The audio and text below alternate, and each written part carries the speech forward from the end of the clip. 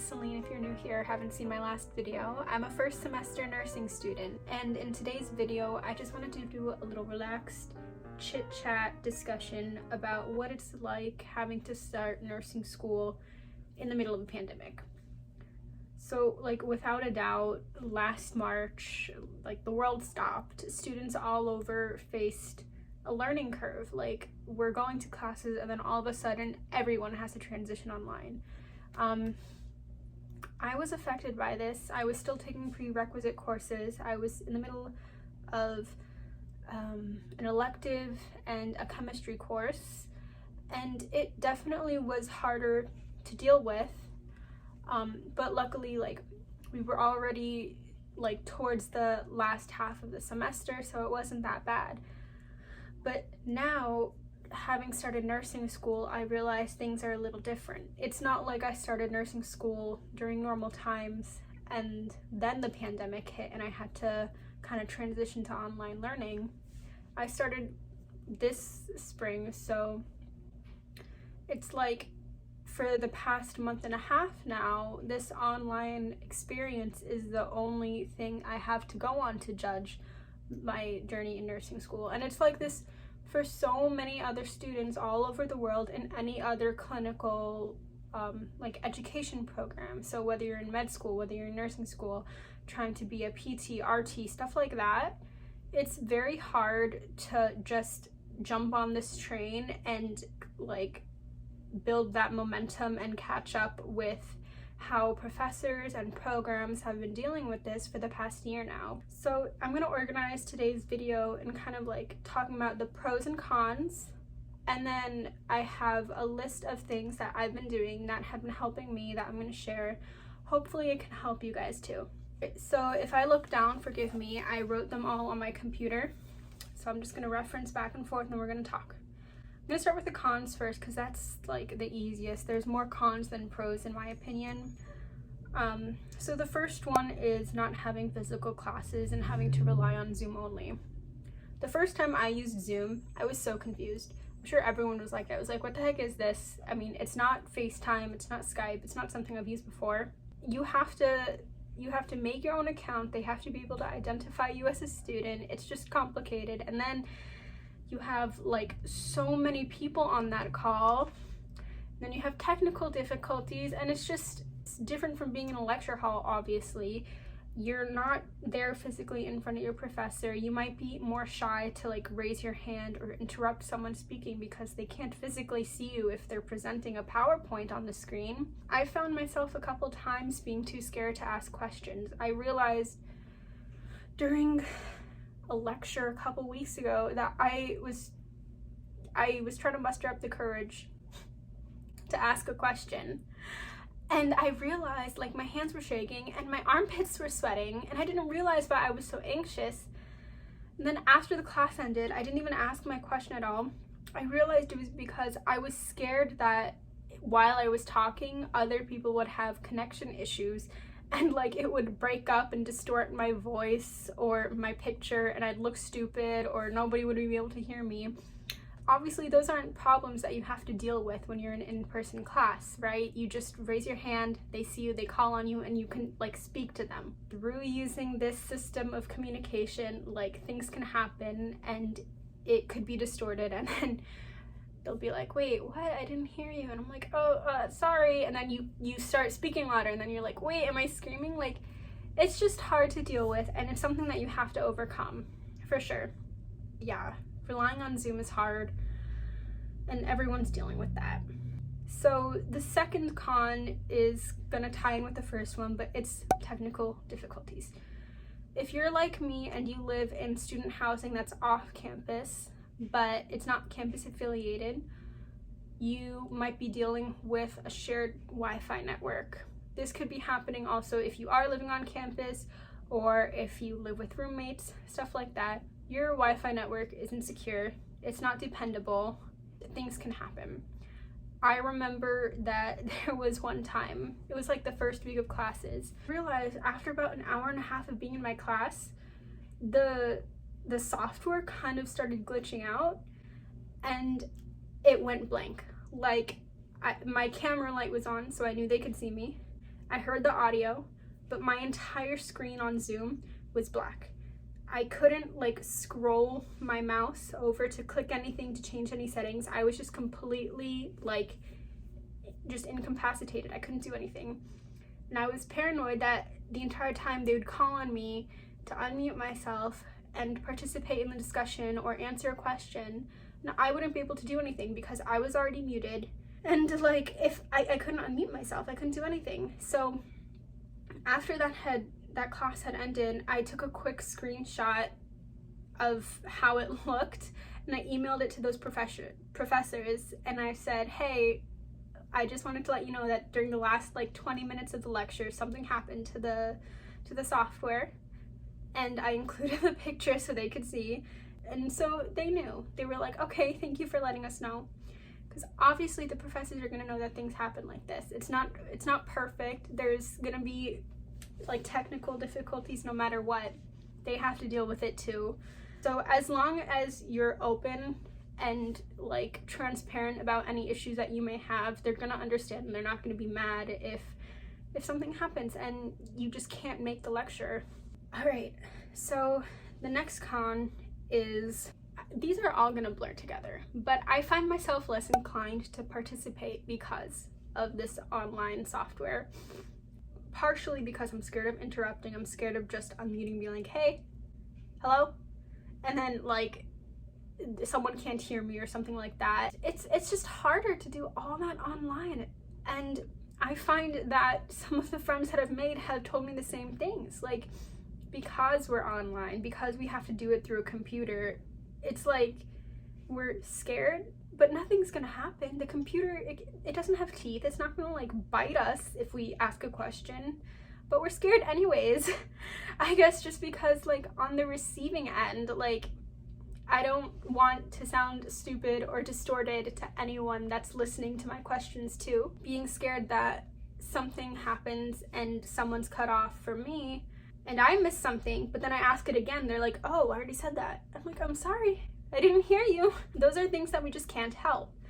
So with that, like, I'm just less likely to participate in the discussions because I don't want to have to go through any of those issues. The second to last con that I have is that naturally in a healthcare profession, you have to learn certain clinical skills. These skills cannot be taught online. The way my school is set up, we have certain lectures that are going to be held through Zoom. So my foundations class is held through Zoom, my skills class and my health assessment class. We also have lectures that we do through Zoom. But with my health assessment and my skills class, there are also labs tied to those lectures.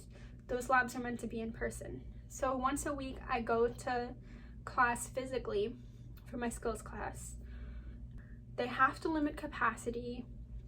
They split everyone up.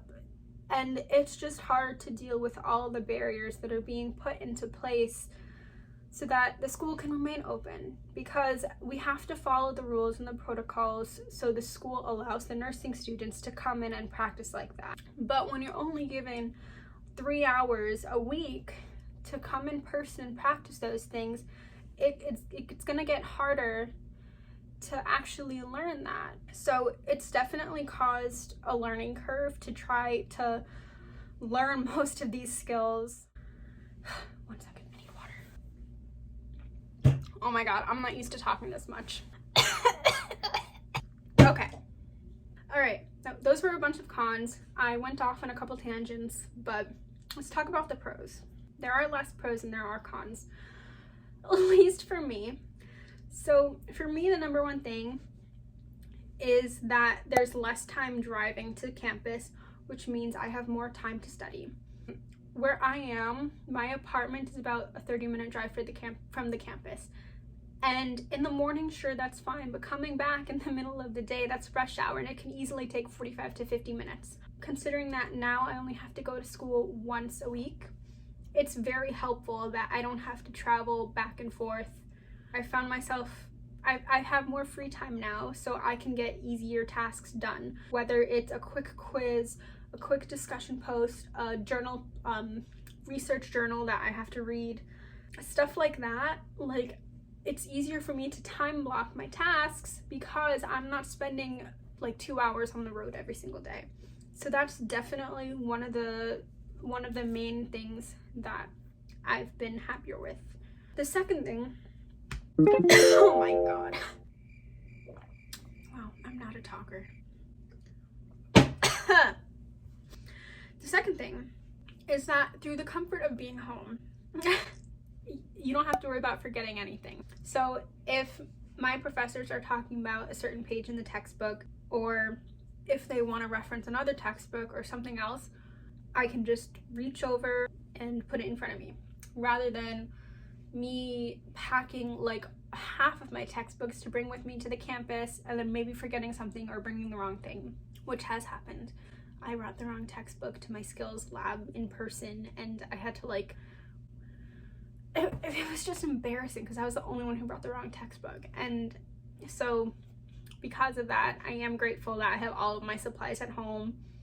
So while they're explaining and teaching, I can just like grab it from the corners of my room and bring it in front of me and have that be that. Actually, those are pretty much the only two pros that I have. I'm not someone who likes online learning. I like being in person. I like feeling like mentally I'm in that academic setting because that's just what's better for me. I'm sure a lot of people are that way. I'm sure a lot of people probably disagree with that. It's just my opinion.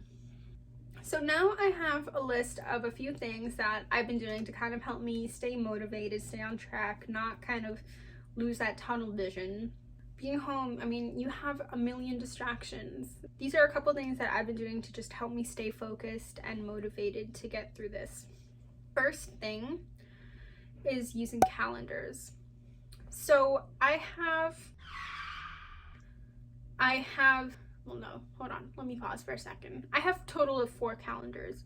I have 2 on my wall, 1 like planner book, and then the 4th one is my Google calendars that I have on my phone and my computer that I can just access whenever I'm out. The 2 that I have on my wall, one of them was a monthly one, and on that I would put like just all the days of the month I had clinical and my classes, and whether those classes were on Zoom or in person, and my work days, because I do work part-time still. But I realized that when I started the program, I was so overwhelmed. And it makes sense. Looking at a calendar, like the entire month overview, it's more overwhelming because naturally there's more things on there. So to fix that, to kind of help myself, I purchased one of those dry erase board weekly calendars that you can erase and change the dates and everything on. So what I do on there is I just write the week ahead, the classes that I have that week, the assignments that are due, and if I have any like different appointments for myself privately. I find that looking at it that way is much less intimidating. The first day of my classes, one of my professors through Zoom, she said nursing school is like an iceberg. I mean, you just see the tip of it, but underneath is like this overwhelming amount of work that needs to be done. And she was really sweet. She said, don't worry, I also cried through nursing school. But the advice that she gave was to just go one day at a time. Like, do what's the next thing that has to be done. With school, just think to yourself when you're overwhelmed, okay, what's just the next thing that's due that I have to do? So the weekly calendar, just seeing it that way helps me take it one day at a time, and I find myself less stressed and more inclined to get things done. The other 2 calendars that I have, the Google Calendar, I use mostly just for appointments, like my chiropractor appointment and my haircuts, just stuff like that, because it's always with me and I can just add that in and I get notifications so I don't forget. My calendar, my planner, this is the planner that I use. I got it from Target. It was just, I don't know the brand or anything. I'm not too particular. I don't like those super extravagant, complex planners that have like goals written out, stuff like that. I just need something that shows me the month and that shows me individual days. So this is, I'll show you this month, for example. So I wrote down each of my classes and I color coded. So this class is like the skills lecture that's on Zoom, and then the next day it's that same class but in person for the lab. So this is kind of what I've been doing, and it's the same concept as having my monthly calendar next to my desk. It's just an overview, and then this is also the one I'll write any appointments that I have in my clinical days. And then I use this mostly like on a day-to-day basis. So for example, this is this week. I don't put too much in it. I'm not that meticulous with it because I like to just simplify what I have to do. I won't have to write more than what needs to be written down. But for example, today it was like beginning a certain lecture and then starting a Quizlet for that lecture and then just recording this video. And then within those, like, I know myself how those need to be broken up and completed. So that's really the way that I use this calendar. But to each their own, obviously. Everyone's going to have a different way of dealing with these things. I'm out of breath. Alright, what's next? Alright, the third thing that I've been doing is just writing a to-do list each day. I kind of showed you with my calendar. Sometimes I don't always have this with me, so I'll just take out a sheet of paper, scrap paper, like from my binder, from a notebook or something. I'll just write down a quick list of things to do. It's really not that complex. I find that it should be okay to write simple tasks on there, so as not to make it too overwhelming. If you want to wake up at a certain time, write what time you want to wake up. For example, if I want to wake up at 7:15, so I'll write for the next day 7:15. And the next day I'm going to wake up at 7:15, check. Next thing I want to do, make my bed. I'll write make my bed, and then once I wake up at 7:15, I'll make my bed and I'll check that off. For me, at least, mentally, seeing tasks like that get checked off kind of gives me the motivation to check off the rest of the things that are on the to-do list that probably aren't as easy as just waking up or making your bed. If I can get these simple tasks done, then I can finish this. And also, it's just the satisfaction of seeing all the check marks on all the tasks for each day. The fourth tip that I have: bug your professors. As much as like we as students don't want to have to go through this situation, the professors don't want to do this either. This isn't what they thought would happen when they like entered this career as a teacher. You send them emails, sign up for any like online office hours that they might have. Use those times to ask questions, go over stuff that you probably don't really understand, go over tests. You want them to remember you, and you want them to feel like this does matter. Just always try to participate and let them know that you appreciate what they're doing. It goes a long way. I feel like that doesn't really have to be said. It really is just a little thing that you can do to just spread that kindness and show them like, hey, I appreciate this and I'm gonna take what you're giving me and just make it worthwhile. For my last tip that I have, is for the times that you are on campus, act excited to be there. I remember for my skills class, we have these check-offs that we have to do. That first day, I was the only one excited in my class for it. And I remember coming back into the room. Not everyone was back yet, but she was like, how was it? And I said, that was fun. She's like, really?